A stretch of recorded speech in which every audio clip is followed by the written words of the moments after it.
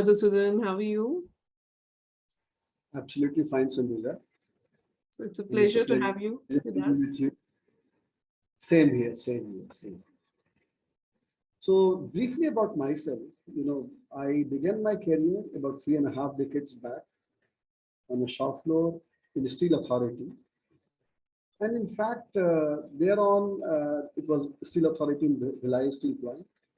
And I got a hands-on opportunity to work in a steel melting shop. What was the toughest challenge and where any fresher would wish to run away to a softer job? Basically, destiny somehow worked for me and I decided to stick on. And that changed the whole perspective about my career, my future, my life.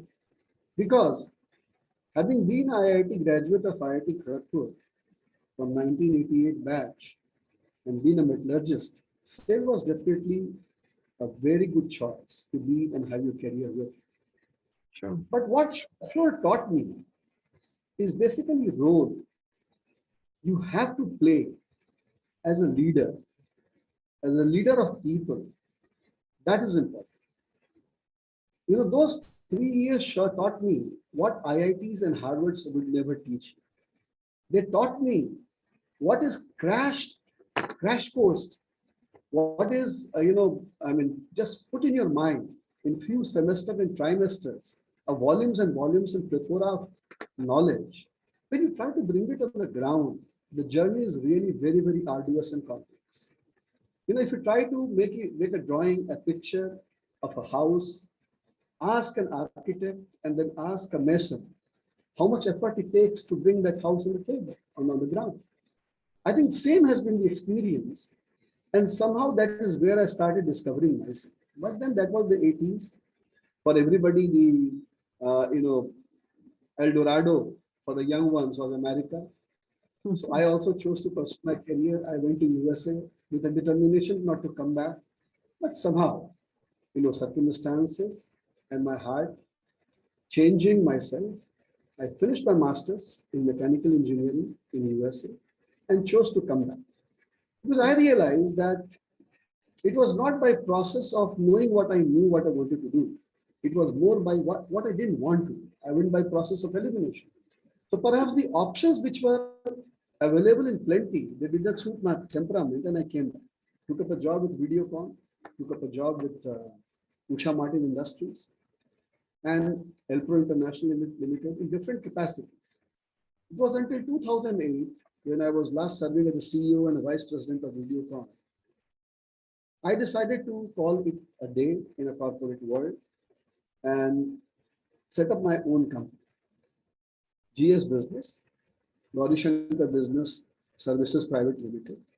Naturally, since I have been a professional for 16 good years, you don't have much of a capital, and the concept of a startups was not there at that point of time. And perhaps I was too old to have a startup at that point of time. So I thought, what should I do? I decided to continue the same thing, which people call in the normal parlance consulting. But I thought the consulting in the old fashion and the traditional sense will not work. People look for solutions. So I tried to create basically, organization which is solution centric. And solution, when you try to become solution centric, you have to basically have a convergence of different approaches, different techniques, different technology, different practices. And as a matter of fact, when I worked with all my companies in the past, it was always a problem was given to me to solve. Whether I was a trainee, whether I was a CEO, whether I was, it was not something I was to draw a perspective plan. I was drawn into the vortex of a problem, and the problem you have to solve with very limited resources. That's the business is all about. And that is where I realized I had a knack for problem solving rather than doing a stereotype job. And that is where I decided that let me get into a role in which I can decide my structure of working. It took a while for people to understand and appreciate what I was doing. But once they knew, they started really appreciating it. It's been 3.5 years. And with 3.5 decades, I can say with a lot of satisfaction that my role has been more of an integrator. I've been integrating technologies, I've been integrating people, I've been integrating people with technologies and the processes. And that is where something which I was taught, for your information, I haven't gone through a formal management school. Whatever management I have learned is by practicing. Whatever HR I have learned by practicing. Whatever system, technology, application. It is not important that you are able to design a technology. It is important what a technology can do for you. Yeah. Where a technology can help you. See, the point is, technologist's job is to design and develop a technology. But a user's job is to understand, a leader's job is to understand where the technology will work and where the technology will not work, and how to make the people and technology work together. That has been my learning. Yeah, absolutely. So you say, what are the three things that I have practiced? Yeah. Your first question says, what are the few things that I have practiced or that I call the best practices? I must tell you, when we talk about best practices, we always say telco has got, such and such company has got this and this practice. I have a different perspective. Organization is about people first and foremost. Whether the people are the leaders or the entrepreneurs or the employees or the customers. So people are in the forefront. Yeah. Business and organizations are behind that. True. Therefore, I always feel it is the practice and the practices which leaders start following, because only when they walk the talk, they set the examples, others follow. So the first thing is, my belief has been people are for the organization and not the other way. And those people are there in the form of a leader, an entrepreneur, an employee, or a customer. Second thing is, what I have realized that when I have been given a role to, in fact, most of the problem that I have given to solve, I was given to solve, I didn't have a background of that technology or industry. So basically, you have to start as a learner first. And you can't become an expert. So what do? You mobilize all the dots, connect all the dots, create a symphony like a director in an orchestra. And that's how you create a music. I always feel solution is bringing the different parts of a puzzle together. So basically, but how this happens? The third practice is organization has to have the goal very, very clearly defined. I have always believed in defining a goal, defining a role, delegation and development, and then review. This has been my first practice. Yeah. The second thing has been the credibility and relationships are very, very important. Your credibility comes only when you walk the talk. Your relationship happens only when you have a character of delivery. Of course, you have to have the capability. The customer has to trust you. So therefore, I would say that when we are trying to do all these things with many sets of people in a shorter span of time, how do you do it? By bringing in simplicity, and that's the most Herculean task in any organization. An organization has to have a simplicity around it. There is a saying by Koichi Kanawa. He says, simplicity is the art of achieving maximum effect with minimum means. That is what the entrepreneurship is all about. How do you create maximum value out of minimum resources? Yeah. So I think simplicity is the essence of entrepreneurship. Yeah. Simplicity is the essence of entrepreneurship.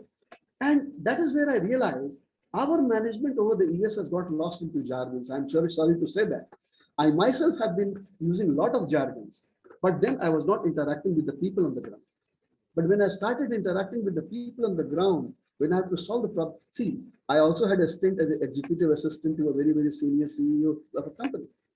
But when you are having a role as an executive assistant, you are having a bird's eye view. You don't understand the reality on the ground. But when you understand the reality on the ground, that is where it is extremely important to bring simplicity in the organization. And last but not the least, it's an age of technology. People have to be technology savvy. But there are many, many layers of technology, many, many versions of technology, many, many generations of technology. They have to coexist. How do they work? You have to integrate that. So in essence, I can tell you, my 3.5 decades of experience told me these are the 4 or 5 principles you have to work. And you cannot do it overnight. They have to be the watchword, the shibboleths, the basic principles, all life you have to practice. More you practice, shinier they become. Because one more thing I want to tell you, what people do not like is going into the details. But I will tell you, without details, you can't build an organization, can't manage it. You only try to ignore the details when you have a choice. Can you afford not to go into the details when the legal matters are there? But if you go to an organization, people will say, we can't look at these reports. Baba, if you don't go into the reports, how will you know who's doing what? How can you have a review? And that is the reason majority of the corporate failures are today, is because the CEOs, I'm sorry to tell you, but people, those who should have gone into lot many details, did not do this. Going with the details is an extremely, extremely vital thing. Yes, with how much of ease you get into those details is your skill. But getting into the details, they will lies in the details, I would say. So this is as far as this thing. And then solution centricity. You have to make the whole organization solution centric. I mean, you would like to interrupt me here? Yeah, no, I just wanted to understand, of course, I mean, I was just also, just noting a few points while you were mentioning. So, what I really liked was that you said, in the beginning of your conversation, you mentioned about saying no, and I think as entrepreneurs, many times we also hesitate to say no, right? To a few things. Maybe it's not of much value at that point, but we, because of many restrictions, or we may not want to really say no, we don't, right? I think that is one big learning that I'm hearing from your conversation. And the other is that I think the people first and learning first as well, right? These are two very, very important, I think, parallels that need to go around in any organization. And of course, clearly defining your goals, and then having a proper system of delegation and development. And finally, keeping it all simple, right? I think that's really where it concludes the whole journey of an entrepreneur. You have asked one question. What would be my advice to the people who are starting this journey? Yeah. Let me tell you one thing, that you never start your journey as a CEO. Even though your designation is a CEO, you start as a listener and a learner. Yeah. I think every journey has to start as a student. And that is where even today, every project that I get, I start my journey as a learner. Every project, I take everybody as my teacher. I'll share you with very interesting example, which will be very, very relevant. After I left Videocon, one of the very big companies, here was the first assignment in my you can call it consulting and problem solving. Where we began, we thought the company knew the problem, but they did not know the problem. So our whole role started from the problem definition. We told them this is where the problem has it. We created a cross-functional team. We were doing extremely well. At least I thought I was doing very, very well. But then, one day when I was having a workshop with the cross-functional team, and the team was going to be working with us for fixing all the problems, creating a new design of the organization, implementing it, consisting of HR strategies, IT, technology, and everything. The HR head came and told me, Madhu, I want to tell you one thing with very, very due respect and sincerity, that people are not able to, follow you. If they're not able to get along with you, it was a rude shock for me. Because the ego, the way it has been fed in the corporate for me, was believing that I was always right. When I was sitting on this corporate table, on that side of the corporate table were the subordinates, and who would always clap when the boss delivers a speech. And that was the communication for me at that point of time. Yeah. Then I said, they're all nodding your heads. They're all nodding the head in agreement as if they're understanding. That is the problem. They're not understanding. They are scared of the bosses sitting here. They don't understand you because you are using a very, very high level language, very complex language. These concepts, they are attending this kind of program for the first time. Yeah. For a while, it was a shock for me. I came out, I did the reflection, and Sindhuja, you will not believe. I just went back 2 years back, 20 years back, when I was sitting in their place. What was my behavior? And my behavior was no different from theirs. When my bosses would be sitting, Some big guy will come and deliver a lecture. I was also nodding my head as if I have understood everything. Then I realized what Uday was telling was correct. I changed my strategy. That moment in the second half. And what I did was, rather than speaking, which was becoming one-way communication, I started involving everybody in a solution by according them a simple respect that I thought they knew more than I did in this project. And I think that changed the whole parameter, whole game, and the project became a grand success. So for me, it was a success. It was a successful project. It was a fruit learning, and the same principle I've been following thereafter. Thereafter, my efforts came down, results quadrupled.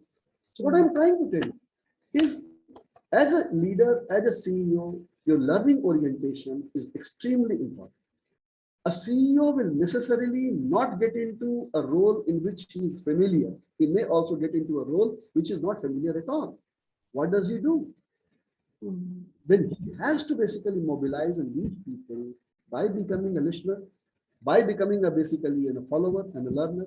So these are some of the best practices, whether you are an employee, you are aspiring to become a CEO or a leader at any stage of life. I would say that these are timeless in my opinion. These are eternal truths. It's not that I have known, but this is what I have learned. And when I practice, it has given me results. This is how I am. Yeah, you're absolutely right. I think as a leader, one of the biggest learning is to keep learning and that it doesn't ever stop, and the example that you just gave is quite so evident of that as well, right? I mean, that as a leader, you never really stop to learn. Even though you are consulting for an organization and one can feel that one knows everything. But I think as we are into service for our clients, we need to continue to learn ourselves. So I think that was really profound. Thank you so very much, Madhu, for sharing amazing insights about your work and your career and also your leadership journey and your experiences that you had. And I think a lot of people who are either in consulting or probably trying to get into consulting will value a lot from what you just mentioned here, because many times when we really get into a new life, or it's, like as a consultant, we think that we know it all, and that's the premise with which we start working. And I think if we can really go with the learner's mindset right from there itself, we got a great start, right? So that's basically what I really wanted to ask you. And yeah, just to conclude, I wanted to kind of know if you had a situation where you were sent to a deserted island, what are the 3 things that you would take with you that you would really value? That's very profound. And in fact, I have been learning to answer this question. Maybe had I answered this question, had this question been asked to me maybe about a decade or 2 way back, my answer would have been very, very theoretical. Would have been perceived to be, or I myself would have thought that I was being very theoretical, pompous. But today I can tell you with genuineness, with all humility, if 3 things I wanted to carry in a deserted island, number 1, it will be Bhagavad Gita. I would like to take along. Number 2, I would like to take Upanishad. Number 3, I would like to take a laptop. And if I'm permitted the 4th one, you can club the first 2 in one. So I will have the choice for the 3rd one. I would like to take my collection of music. I'm a music lover and I have a passion for singing. I'm a better listener than a singer. I have a passionate love for Gita because it is one book. You don't have to read too many books. You have to read only one and understand. And this is one thing. Many times you can keep on reading this infinitely, but you will never be satisfied. You will never get saturated. And the scope, because see, the point is, when you go into a deserted island, there are 2 things are going to happen. You are going to be lonely or you are going to have a solitude. I think I would like to have a solitude. And with these 3 things around, you're never alone. You are with yourself. And when you are with yourself, you are with everyone. Yeah. So, and when you read Gita, actually, I started in a very, very casual way. I was not understanding. But then initially it was perhaps more for a show, just to tell the world that I'm a Gita reader. With half knowledge, you try to, spell out and tell many more slokas. But as you start reading and understanding, your yearning for speaking comes down. You start internalizing, assimilating, and that start changing your life. That is where you start focusing more inwards. Once you focus more inward, that helps you become a better leader. It creates a spiritual dimension in you. And then I think your leadership quality, your workmanship, your craftsmanship as a manager, as an entrepreneur improves further. This has been my experience. These three things I would like to take and I would enjoy. A laptop, of course, to record my reflections, create a compendium, and then, today I'm able to share. So maybe if it is worth anything in future, it can be left. This is how. Okay, thank you. Thank you very much for amazing answers and amazing responses. I'm sure there's a very deep insight in this as well. Why would you want to, take Geeta with you? And I think you explained that very beautifully.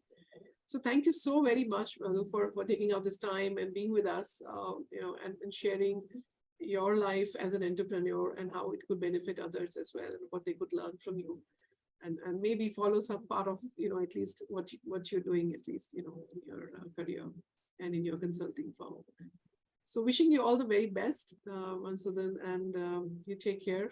God bless. You take care too. And thank you so much for having given me this opportunity to be with you on this platform. Thank you very much and best of luck. Thanks. Thank you very much. Thanks. Hey, so thank you for watching this video, and I'm really excited. I have a special gift for you today. So whether you are a CEO who's just taken up a new role, or you've been a CEO for a long time, whichever one this is for you, as a CEO, it's a very adventurous life we live, right? And there are always times when we get stressed out or we are burnt out and we just can't figure out a way to get out of it. Sometimes we're also so stressed that we really wish we had 40 hours out of 24 hours to do all that we want to do, all that our business and our life really wants us to do. Maybe you're struggling between balancing your career, your relationships, and yourself. Or maybe you are just trying to find a way to get your business to the next level, right? Scale it up in the next couple of years, but you really don't know how you're going to end up doing it all by yourself. You just may be looking for a little support for that. So what I'm really here to offer you is a 60-minute complimentary coaching session specifically designed for you. It's called the CEO Breakthrough Session. Right? A CEO Mastery Breakthrough Session, especially designed for you. So this is going to be a 60-minute session. In this session, we're going to do three things. The first thing that we're really going to do is to find a crystal clear vision of what you really want in your life, in your business, in your career, in your relationships, or for yourself.